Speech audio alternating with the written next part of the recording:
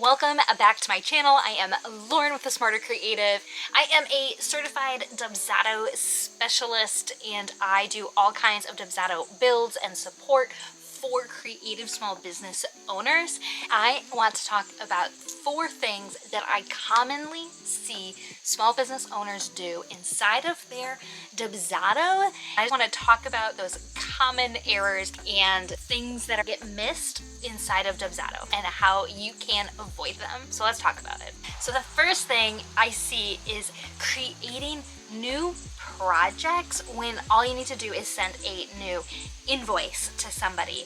And this is really common because it's easy to make a new project, but if all you need to do, like if your scope of work changed and you're not signing a new contract or you bill monthly and you want to create a new invoice every time, inside of the invoices tab in your projects, when you go into that, the first invoice that pulls up is the primary invoice. And when you click in, there's like another mini micro banner on top of that invoice, and there is one that says invoice list, recurring invoices, and some other things as well. But if you click on invoice list, you will be able to see all of the invoices created for that project. Most likely there's just the one if you are new to this feature, but you can hit add new and you can create a whole new invoice that stays on that project. And if you want that one to be the first one that pops up, you have to go back to invoice list and set it as primary. But that is just a common mistake that I see happen. Also, if you are charging the same amount every month, I would not manually create a new invoice every month. I would create a recurring invoice instead, just to save yourself that much time and productivity. Just automate that process and make it super easy. Let me know if you want to learn more about recurring invoices down below. Point number 2 common error I see is in the scheduler template phase, grabbing that little link to the scheduler that you send to a current client and you say, hey, I'd love to book a call with you. Go ahead and use this link to book a call. Now that link does work. Like, you can use that little link and have anybody schedule a call, but because you sent it off of the template and not off of their project, that appointment will not actually be tied to their project. So they will not see it in upcoming events in their client portal. When it gets booked on your calendar, you will not see the additional information for that client. So it really is key to send the appointment scheduler that you want that client to book through the appointments tab inside of the project. And you can use, like, in the drop down of send appointment, you have a use existing scheduler template.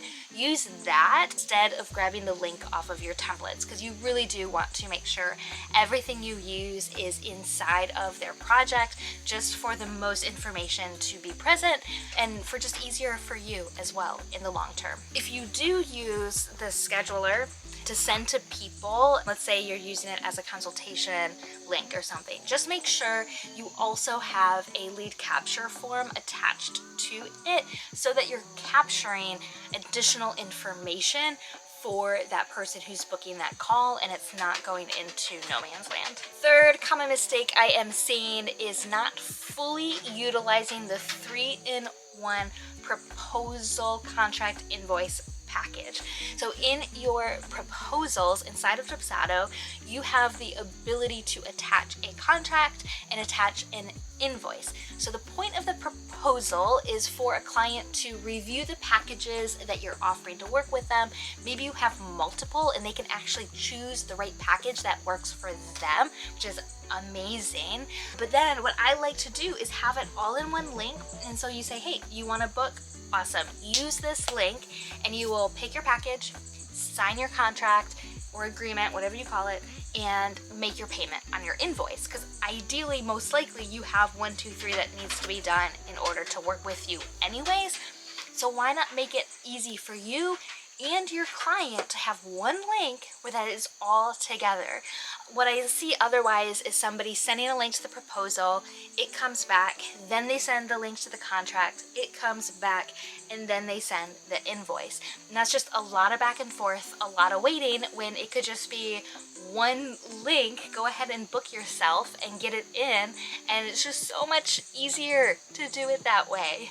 The final thing I want to talk about is workflows, and it is so surprising to me the amount of people I see who either don't even utilize workflows inside of their Dubsado, or use it so basically it's not even doing what you need it to do. So I love using workflows to automatically follow up if forms are not completed, to automatically change project statuses, since Dubsado will not change the project status, basically like the funnel groupings inside of your Dubsado. It will not automatically change it because it's so customized to your business, which is amazing, but also you really do want your client to go through a funnel automatically. So the workflows is where that all happens, and it is super manual to set them up, but once they are set up, they are on autopilot for you and for your clients, making life so much easier. So much easier. If you are new to workflows, just start small. Just start with maybe a follow-up to a lead capture. It doesn't have to be everything top to bottom. You can start where you're at, figure out how to use it. If you really want your Dubsado automated, that is where I come in. I would love to come in and help you, or just strategize with you on the best way Dubsado can work for you. I have a couple openings coming up for full Dubsado setups, but I also do strategy calls if you just want to pick my brain about how to utilize Dubsado for you. So either way, there's a link to book a free clarity call down below. I also have some free Dubsado resources on my website, and be sure to join me on Instagram, where I share more tips and tricks on Dubsado and systems, and just strategizing the behind the scenes of your business, so you are free to focus on why you started your business in the first place and all of the things that you love to do. So I am Lauren with The Smarter Creative. If you found this helpful, give me a like, tell YouTube that you enjoyed this video, subscribe to my channel, and I will see you guys next week.